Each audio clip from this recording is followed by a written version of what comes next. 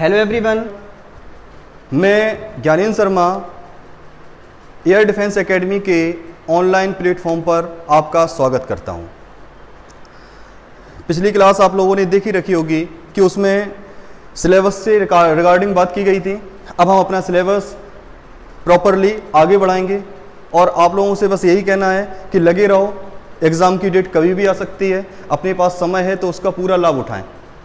अब अपना syllabus start करेंगे। पहला टॉपिक है ट्रिगोनोमेट्री।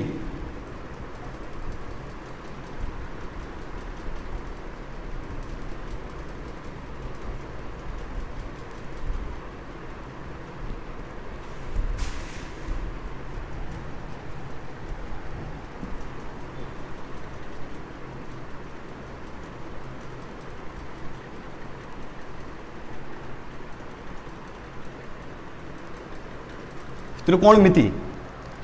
अब अगर त्रिकोणमिति की बात की जाए तो त्रिकोणमिति की मिति से नेवी SSR में तथा एयरफोर्स एक्स ग्रुप में 2 से 3 क्वेश्चन पक्का आने ही हैं ट्रिग्नोमेट्री प्लस इनवर्स ट्रिग्नोमेट्री से।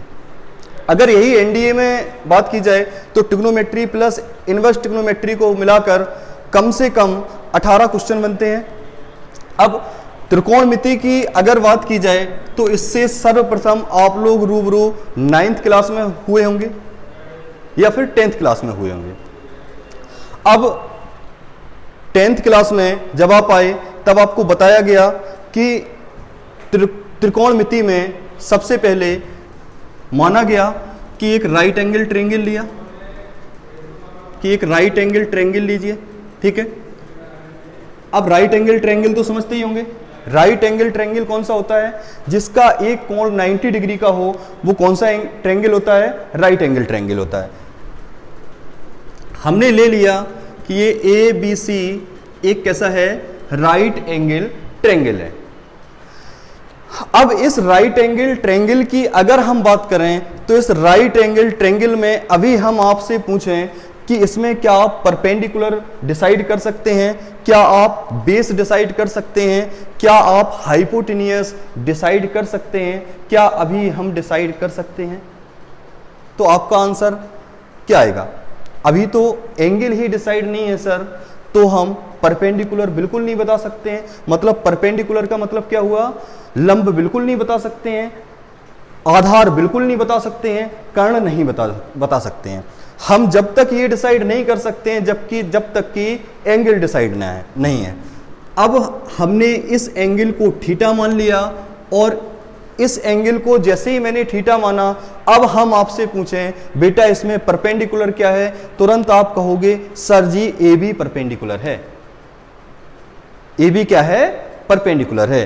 और क्लास 10th में ही सर ने आपको बताया होगा कि परपेंडिकुलर के साथ जो रेखा 90 डिग्री का, ये 90 डिग्री है, 90 डिग्री का एंगल बनाती है, वो रेखा कौन सी होती है? बेस होती है, मतलब आधार होती है, ठीक है। और 90 डिग्री के सामने जो रेखा होती है वो क्या होती है? हाइपोटेनियस होती है, मतलब क्या होता है? कर्ण होता है। अब अगर इसको और सिंपल बनाएं अपन, तो मैंने कहा बेटा ये मैंने 5 मान ली भुजा, ठीक है। ये भुजा हमने 5 मान ली। एक मिनट, ये भुजा हमने 5 मान ली। ये वाली भुजा हमने 12 मान ली, 12 मान ली, ठीक है। ये वाली भुजा हमने 12 मान ली। अब हमने पूछा बेटा AC भुजा कितनी होगी, तो आपके माइंड में तुरंत आया होगा कि हम क्लास 8th में पाइथागोरस थ्योरम पढ़े हैं, पाइथागोरस प्रमेय पढ़े हैं। और बेटा पाइथागोरस प्रमेय क्या कहती है? पाइथागोरस प्रमेय या पाइथागोरस थ्योरम। पाइथागोरस थ्योरम क्या कहती है कि परपेंडिकुलर का वर्ग प्लस बेस का वर्ग इक्वल टू क्या होता है? हाइपोटेनियस का वर्ग होता है। क्या होता है? हाइपोटेनियस का स्क्वायर होता है। अब इसमें अगर हम पूछें बेटा परपेंडिकुलर का स्क्वायर मतलब 5 का स्क्वायर प्लस 12 का स्क्वायर इक्वल टू हाइपोटेनियस का स्क्वायर। हाइपोटेनियस मतलब कर्ण का वर्ग। ये कितना हुआ 25 हुआ, ये कितना हुआ 144 हुआ, और ये क्या हो गया हाइपोटेनियस स्क्वायर है। ठीक है, 144 और 25 169। तो यहां से अगर हाइपोटेनियस की बात की जाए तो हाइपोटेनियस हमें कितनी मिल गई 13। ठीक है, तो इतना पता चला कि ये कितनी आ गई बेटा 13 हो गई। अभी अपन ने एक चीज देखी कि लंब है वो क्या है, एंगल के सामने वाली भुजा क्या होती है, लंब होती है, परपेंडिकुलर होती है, और परपेंडिकुलर के साथ जो रेखा 90 डिग्री का कोण बनाती है वो क्या होती है, बेस होती है, आधार होती है, और 90 डिग्री के सामने वाली भुजा क्या होती है, कर्ण होती है। अब इतना तो पता चला। अब त्रिकोणमिति में सबसे पहले आपने देखा होगा कि सबसे पहले क्या आता है, ट्रिग्नोमेट्रिक रेशियो, त्रिकोणमितीय अनुपात। तो सबसे पहले हम ट्रिग्नोमेट्रिक रेशियो की बात करेंगे।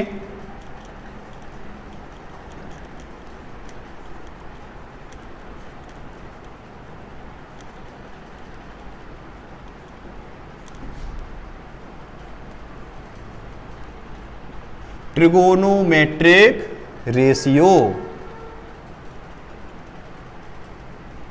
त्रिकोणमितीय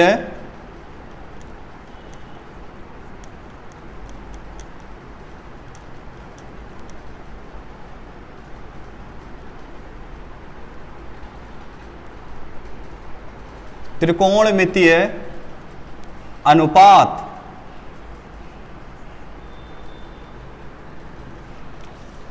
अब त्रिकोणमितीय अनुपात की जैसे ही बात आई तो आपको पता होगा, 10th में पढ़ा होगा आपने कि त्रिकोणमितीय अनुपात 6 होते हैं, लेकिन मेनली कितने होते हैं, 3 होते हैं। 3 कौन कौन से होते हैं, साइन, कॉस और टेन।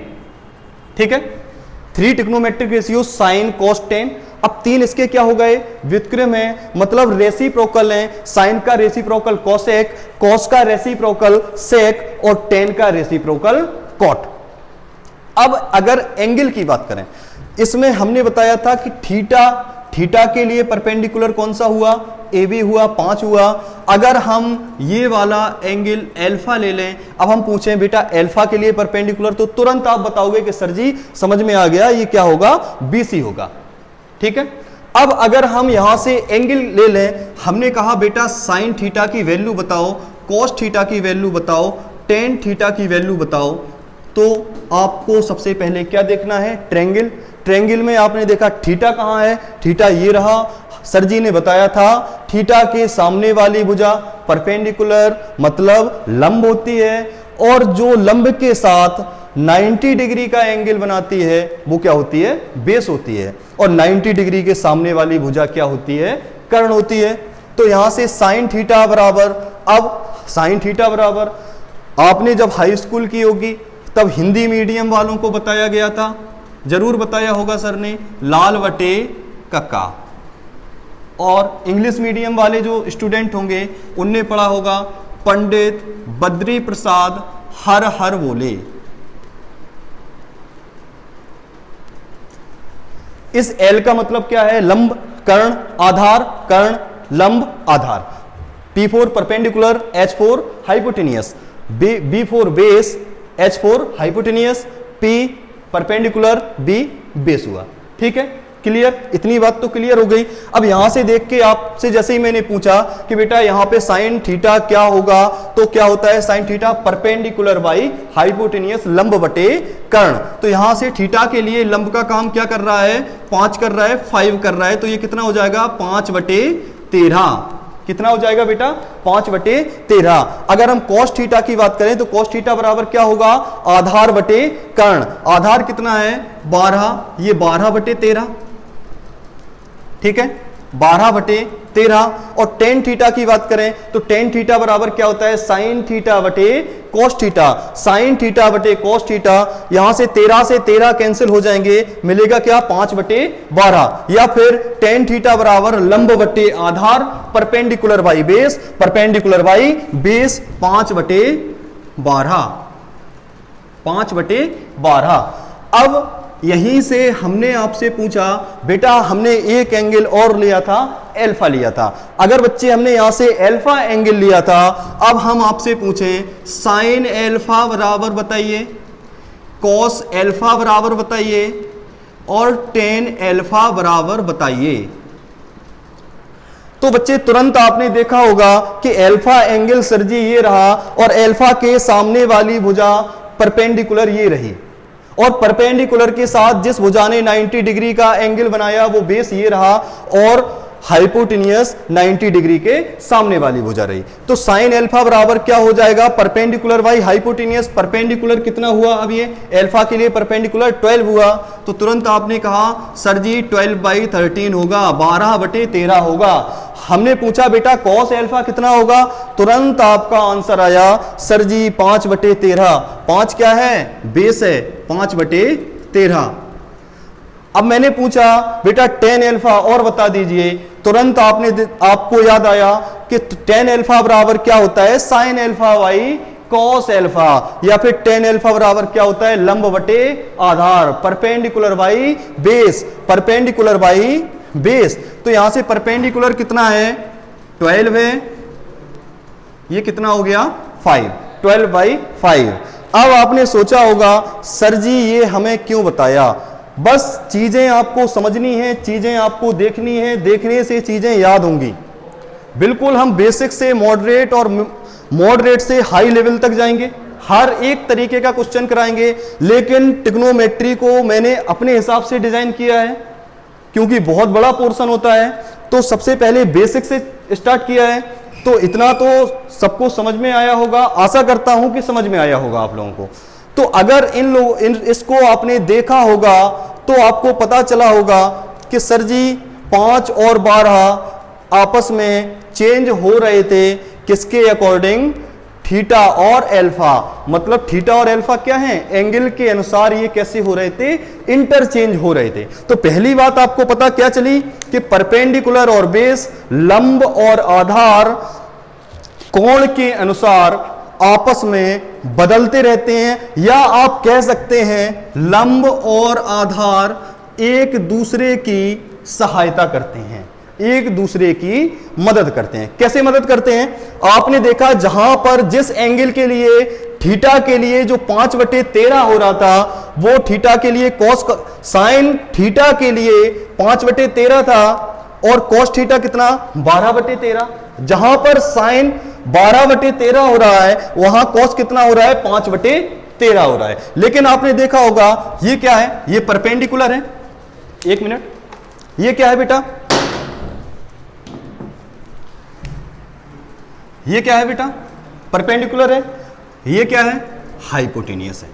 ठीक है, ये कितना है, बेस है, बेस है, और ये क्या है, हाइपोटेनियस है। क्लियर। अब यहां पे परपेंडिकुलर कितना था, 12 था, यही तो था परपेंडिकुलर, और ये क्या है, हाइपोटेनियस है, ये बेस है, और ये क्या है, हाइपोटेनियस है। आपने देखा परपेंडिकुलर और बेस आपस में इंटरचेंज हो रहे हैं, बदल रहे हैं, किसके अकॉर्डिंग, एंगल के अकॉर्डिंग। ठीक है, अभी आप इतना नोट कीजिए एक बार।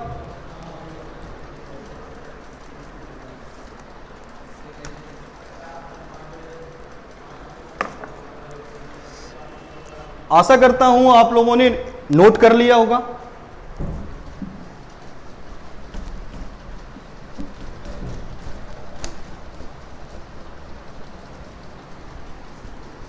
इतना स्टडी करने के बाद आपको क्या पता चला, आपको दो चीजें पता चली कि हम परपेंडिकुलर या बेस जब तक डिसाइड नहीं कर सकते हैं जब तक हमसे एंगल ना पूछा जाए, एंगल ना दिया जाए, एंगल जब तक नहीं दिया जाएगा तब तक हम परपेंडिकुलर और बेस डिसाइड नहीं कर सकते हैं।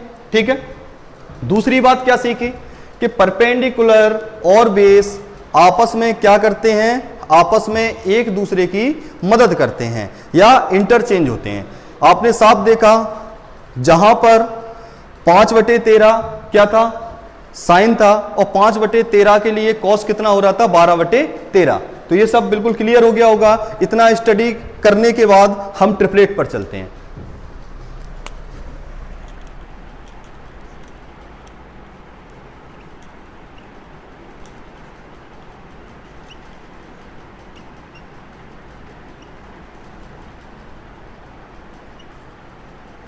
ट्रिपलेट्स, त्रियक, हिंदी में इसको त्रियक बोलेंगे, हिंदी में इसको हम क्या बोलेंगे, त्रियक बोलेंगे। देखो बेटा, आपके एग्जाम में नॉलेज के साथ साथ कहीं ना कहीं टाइम की मुख्य भूमिका है, और उस समय को बचाने के लिए हमें कहीं ना कहीं कैलकुलेशन कम से कम करनी होगी, और अगर कम से कम अगर हमें कैलकुलेशन करनी है तो हमें ट्रिपलेट पर जाना ही होगा। अब हम ये बिल्कुल, अब ट्रिपलेट क्या होते हैं, नया शब्द है, पहली बार आपने सुना होगा। अब ट्रिपलेट होते क्या हैं, ट्रिपलेट वो होते हैं जो पाइथागोरस की प्रमेय को सेटिस्फाई करें। अब पाइथागोरस की प्रमेय बेटा बच्चे क्या होती है, पाइथागोरस की प्रमेय क्या होती है कि परपेंडिकुलर का स्क्वायर प्लस बेस का स्क्वायर इक्वल टू हाइपोटेनियस का स्क्वायर। जो नंबर इस कंडीशन को सेटिस्फाई करेंगे, या जो नंबर, ये कह लो कि जो नंबर पाइथागोरस की प्रमेय को, पाइथागोरस थ्योरम को सेटिस्फाई करेंगे, वो क्या होंगे, ट्रिपलेट होते हैं। ये रहा आपका परपेंडिकुलर, ये आपका बेस, और ये हाइपोटेनियस। ठीक है, परपेंडिकुलर का मतलब तो समझ में आ रहा होगा। परपेंडिकुलर का मतलब क्या हुआ, परपेंडिकुलर का मतलब लंब, बेस का मतलब आधार, हाइपोटेनियस का मतलब कर्ण।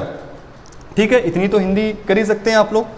अगर फर्स्ट देखा जाए तो पहला ट्रिपलेट है 3, 4, 5। अगर आप यहां से देखें 3, 4, 5, सर जी आपने कहा था कि वे नंबर जो पाइथागोरस प्रमेय या पी स्क्वायर, परपेंडिकुलर का स्क्वायर प्लस बेस का स्क्वायर इक्वल टू हाइपोटेनियस का स्क्वायर को सेटिस्फाई करेंगे, वो क्या होंगे, ट्रिपलेट होंगे। तो एक बार आप चेक कर सकते हैं, परपेंडिकुलर कितना हुआ, 3 हुआ, 3 का स्क्वायर कितना हुआ, 9 हुआ, 4 का स्क्वायर कितना हुआ, 16 हुआ, और 16 और 9 कितना हुआ, 25 हुआ, और 25 का अंडर रूट कर दो, कितना मिला हमें, 5 मिल गया। ठीक है, तो पहला ट्रिपलेट क्या हो गया, 3, 4, 5। अब आप देखते रहना, देख लेना, खुद एक बार ट्राई करना, क्या ये ट्रिपलेट है, क्या ये पाइथागोरस थ्योरम को सेटिस्फाई करता है। ठीक है, नेक्स्ट क्या है, 5, 12, 13, 5, 12, 13, इसके बाद 8, 15, 17, 7, 24, 25, 9, 40, 41, 9, 40, 41, 20, 21, 29, 12, 35, 37, 12, 35, 37। अब इसके बाद अपन देखेंगे 12, 35, 37, इसके बाद 16, 63, 65, 16, 63, 65, 33, 56 और 65। ये क्या है, परपेंडिकुलर है, ये क्या है, बेस है, और ये क्या है, हाइपोटेनियस है। नोट कर लीजिए, आशा करता हूं आपने नोट कर लिया होगा। अब बिल्कुल इनको बेटा रट्टा नहीं मारना है, रटने से मैथ बिल्कुल नहीं आएगी, भूल जाओगे। रटना चाहो रट लो, लेकिन रटना नहीं है, बस चीजें आपको देखनी है, देखने से चीजें समझ में आएंगी। तो उन क्वेश्चंस को हम टारगेट करेंगे जो एग्जाम्स में आ चुके हैं।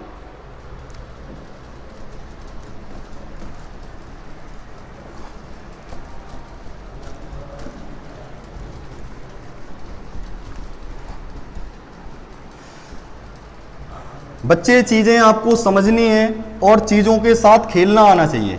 दूसरी बात, फिर से हम वही कहेंगे, ऑफलाइन क्लासेस में भी हमने कहा है कि सवाल को इतनी बुरी निगाह से देखिए कि वो पहले ही सॉल्व हो जाए, मतलब कॉपी पेन की आवश्यकता ना पड़े और सवाल आधा सॉल्व हो जाना चाहिए।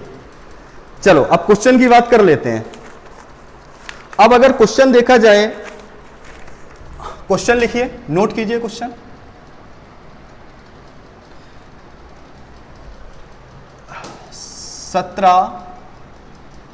नवंबर 2019 के एनडीए के एग्जाम में ये क्वेश्चन आया है।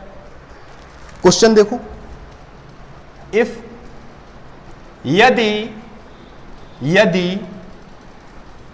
यदि कोसेक थीटा इक्वल टू 29/29, 29/21, 29/21 और जो थीटा है वो 0 से π/2 के बीच में दिया है, then find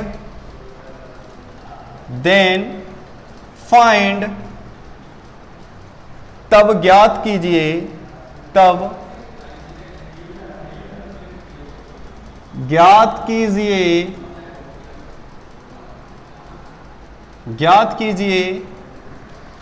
4 sec theta plus 4 tan theta की value. 4 sec theta plus 4 tan theta की वैल्यू।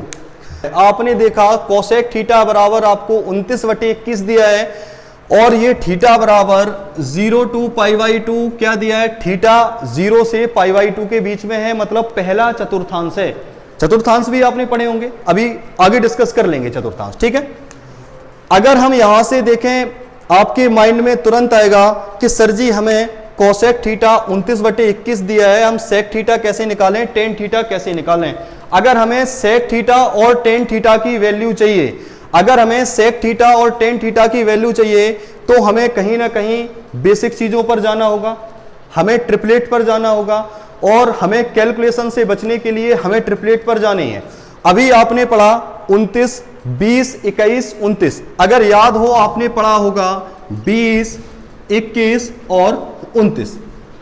सॉल्यूशन देखें जरा इसका, अगर हम इसको सॉल्व करने का प्रयास करें तो आप क्या करोगे, अगर आप 10th या 12th स्टैंडर्ड से जाओगे, एकेडमिक स्टैंडर्ड से जाओगे, आप क्या करोगे कि सर जी हमें सर ने बताया था कि हम तो ट्रायंगल बनाएंगे। भाई कुछ लोग होते हैं कि सर जी हम तो बिल्कुल 12th वाले स्टैंडर्ड से ही करेंगे, हम क्यों ट्रिपलेट हम क्यों याद करें। तो अगर सिलेक्शन पाना है ट्रिपलेट पर जाना ही पड़ेगा, क्यों, समय बचेगा, नहीं तो दो क्वेश्चन का समय खा जाएगा ये, अभी समझ रहे हो ना। तो चीजें आसान करनी है, चीजें अपन आसान बनाएंगे और आप भी मेहनत करें, हम भी मेहनत करेंगे। कोसेक थीटा बराबर 29/21 और आपको हमने बताया है 6 ट्रिग्नोमेट्रिक रेशियो होते हैं। कोसेक थीटा बराबर 29/21, अगर हम बेटा यहां से पूछें बेटा साइन थीटा की वैल्यू और बता दो, तो साइन थीटा बराबर क्या, आपने देखा कोसेक थीटा बराबर 29/21, मतलब ये क्या है, हाइपोटेनियस है और ये क्या है, परपेंडिकुलर है। बोलो, परपेंडिकुलर और हाइपोटेनियस डिसाइड हो गया, मतलब ये परपेंडिकुलर है और ये क्या है, हाइपोटेनियस है। आप क्या करोगे, आप अगर आपके कंसेप्ट क्लियर नहीं है, ट्रिपलेट आपको नहीं आते हैं, आप क्या करोगे, तुरंत ट्रायंगल बनाओगे, पाइथागोरस की प्रमेय लगाओगे, 29 का वर्ग करोगे, 21 का वर्ग उसमें से घटाओगे, तब आप कहीं ना कहीं बेस निकाल पाओगे। क्या हमें इस सब की जरूरत है, बिल्कुल नहीं है। अगर हमारे कंसेप्ट क्लियर है, हमें ट्रिपलेट पता है, आपने देखा 20, 21, 29 और हमने बताया था परपेंडिकुलर और बेस आपस में क्या करते हैं, एक दूसरे की मदद करते हैं। देखो 20, 21, 29 परपेंडिकुलर डिसाइड हो गया, जिसके लिए 21 परपेंडिकुलर है उसका बेस कितना होगा, 20 होगा। तो यहां से अगर हम साइन थीटा आपसे पूछें, अगर हम यहां से साइन थीटा पूछें तो कितना हो जाएगा, 21/29 हो जाएगा, ठीक है। अगर हम यहां से बेटा आपसे कहें cos थीटा बेटा और बता दो, तो आप तुरंत कहोगे सर जी बिल्कुल हम तो तुरंत बता देंगे, क्योंकि परपेंडिकुलर तो डिसाइड कर दिया है और हम ट्रिपलेट भी हमें याद है। तो ये 20/29 हो गया, बेस वाई हाइपोटेनियस हो गया, आधार बटे कर्ण हो गया। तो ये कितना हो गया 20/29 हो जाएगा। अब रही बात सेक और टेन की, तो सेक थीटा बराबर आपको पता है कितना होता है 1/cos थीटा होता है, और टेन थीटा बराबर क्या होता है साइन थीटा बटे cos थीटा। हमें ज्ञात क्या करना है, ज्ञात करना है 4 सेक थीटा की वैल्यू प्लस 4 टेन थीटा की वैल्यू, यही तो ज्ञात करनी है। तो यहां से 4 सेक थीटा, सेक थीटा को हम क्या लिख सकते हैं 4/cos theta plus 4 sine theta बटे cos थीटा। क्लियर? अब तो कोई भी कर लेगा, बस सवाल तो हो गया, सवाल धराशायी वही हो गया था। आपने जैसे ही देखा 29 और 21, अरे 29 और 21 दिख रहे हैं, हम तो पढ़ के आए 20, 21, 29, और तुरंत माइंड में आया कि कोसेक थीटा बराबर हाइपोटेनियस वाई परपेंडिकुलर होता है। हाइपोटेनियस क्या? कर्ण, परपेंडिकुलर क्या? लंब। क्लियर? तो ये 4 cos थीटा, और cos थीटा की वैल्यू यहां से कितनी है 20/29। क्लियर?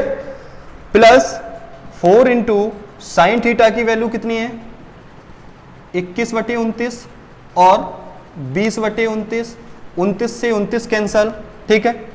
और ये कितना हो गया, इसको अगर हम आगे बढ़ा दें तो यहां से, इसको अगर हम यहां से आगे बढ़ाएं तो कितना मिला 4 इंटू 29/20 प्लस 4 इंटू 21/20।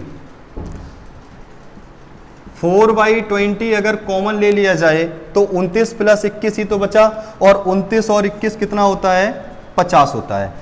कैंसल, 2 से 4 2 बार कैंसल हुआ, और 2 गुणा 5 कितना हुआ 10, मतलब 10, और यही हमारा क्या आ गया आंसर आ गया। अब आप कहोगे सर जी क्वेश्चन तो काफी टाइम ले गया, बिल्कुल ले गया, लेकिन जब भी आप बिना ट्रिपलेट के इस क्वेश्चन को करेंगे, क्वेश्चन बेटा नहीं कर पाएंगे, कहीं ना कहीं क्वेश्चन कर लेंगे तो वो दूसरे क्वेश्चन का समय खा जाएगा। दूसरी बात तो ये है कि अगर आपकी बेसिक चीजें बिल्कुल क्लियर होंगी, आपने जैसे ही देखा 29/21, अभी हम समझा रहे थे इसलिए इतना टाइम लगा, कैलकुलेशन बिल्कुल यहीं पे करनी है। सेक आपने जैसे ही देखा तुरंत आपने cos 29/20 रख दिया, और साइन बटे cos होता है 10, तो तुरंत आपके माइंड में आएगा 21/20। क्लियर? आशा करता हूं कि चीजें आपको समझ में आई होंगी, नोट कर लीजिए। नेक्स्ट क्वेश्चन की बात करेंगे। अगला जो क्वेश्चन है वो नेवी के एग्जाम में आ चुका है, बिल्कुल एनडीए के तरह ही क्वेश्चन पूछा गया था। नेवी 2019 में आया है क्वेश्चन, नेवी 2019 का क्वेश्चन है।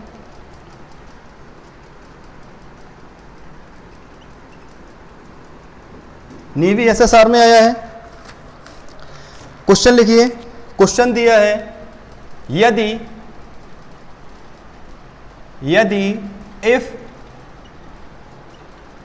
इफ सेक थीटा बराबर 25/24 25/24, if sec theta equal to 25/24, then तब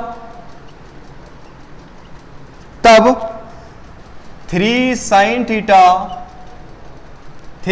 थीटा प्लस 4 cos थीटा की वैल्यू ज्ञात कीजिए। अब अगर थोड़ा बहुत काम किया होगा, भाई ट्रिपलेट हमें ऐसे ही याद होंगे, हम सवालों पे काम करें, सवाल करेंगे, जैसे याद नहीं आएगा तुरंत पेज पलटा, पीछे देखा, धीरे धीरे चीजें याद होने लगी। तो यहां से जब तक आप प्रैक्टिस नहीं करोगे मैथ पर विजय हासिल नहीं होगी, ठीक है। बिल्कुल अगर ट्रिपलेट के साथ खेलना एक बार सीख गए तो कैलकुलेशन चुटकियों में होगी, कैलकुलेशन हमें करनी नहीं है। आपने जैसे ही देखा यहां पर हमें सेक थीटा दिया है, इसका सॉल्यूशन जरा देखते हैं। सेक थीटा बराबर 25/24, और आपको पता है सेक थीटा cos थीटा का क्या होता है रेसिप्रोकल होता है, व्युत्क्रम होता है। तो ये कहीं ना कहीं आपको क्या दिया है बेटा हाइपोटेनियस दिया है और ये क्या दिया है, बेस दिया है। बेस बाई हाइपोटेनियस क्या होता है, कॉस थीटा होता है। हमें साइन और कॉस की ही तो वैल्यू चाहिए, और साइन और कॉस की वैल्यू निकालने के लिए अभी अगर ट्रिपलेट की बात ना की गई होती तो आप तुरंत कहां जाते, ट्रायंगल पर जाते। अब ट्रायंगल भूल जाओ, ट्रायंगल पुरानी बातें हो गई हैं ट्रायंगल में, समझ रहे हो ना। तो हम क्या करेंगे, आपके माइंड में आया अरे 24 और 25 हैं और 24 की मदद के लिए क्या है, 7 है। तुरंत माइंड में आया, हम पढ़ के आए 7 24 25, बस हमें रेशियो देखकर ये डिसाइड करना है बेस क्या है और परपेंडिकुलर क्या है। भाई सीधे साफ साफ दिख रहा है हमें, बेस क्या है, ये बेस है और ये हाइपोटेनियस है। हमें परपेंडिकुलर ही तो निकालना था और परपेंडिकुलर आपको देखते ही पता चल गया 7 आ गया। और यहां से हमें साइन थीटा की जरूरत थी, तो साइन थीटा बराबर क्या आ गया, 7/24। कितना आ गया बेटा, 7/24। यहां से अगर हम cos थीटा बराबर आपसे पूछें तो cos थीटा बराबर कितना आ गया बेटा, साइन थीटा बराबर 7/24 नहीं है, परपेंडिकुलर बाई हाइपोटेनियस 7/25 है। ठीक है, cos थीटा बराबर कितना हो जाएगा, 24/25, 24/25। हमें वैल्यू किसकी ज्ञात करनी है, वैल्यू ज्ञात करनी है 3 sine theta plus 4 cos theta की। अगर हमें इसकी वैल्यू ज्ञात करनी है, अब तो हमें सब कुछ पता है, तो 3 इंटू 7/25 प्लस 4 इंटू 24/25। यहां से देखिए 21/25 प्लस 96/25, इन दोनों को ऐड कर दीजिए, 6 7 9 प्लस 2 11, 117/25, और यही हमारा क्या आ गया, आंसर। तो चीजें कहीं ना कहीं आपको अब समझ में आया होगा कि ट्रिपलेट का यूजेस क्या है। हमें बिल्कुल भी कैलकुलेशन करने की आवश्यकता नहीं है, नहीं तो यहीं पर समय हमारा लग जाता, और जो भी एग्जामिनर है उसका मुख्य मोटो यही है कि बच्चा कहीं ना कहीं यहां पर फंस जाए, कैलकुलेशन में फंसा रह जाए और उसके क्वेश्चन कम हो पाए, तो उसको हमें सफल नहीं होने देना है। ठीक है, हमें एग्जामिनर की मेंटलिटी को पकड़ना है। जो बच्चा एग्जामिनर की मेंटलिटी पकड़ ले गया, उसने चुटकियों में सवाल कर दिया, और जो यहां उलझ के रह गया वो 2 क्वेश्चन और खा गया। तो एक क्वेश्चन की वजह से हमें 2 क्वेश्चन बर्बाद नहीं करने हैं। क्वेश्चन नोट कर लीजिए।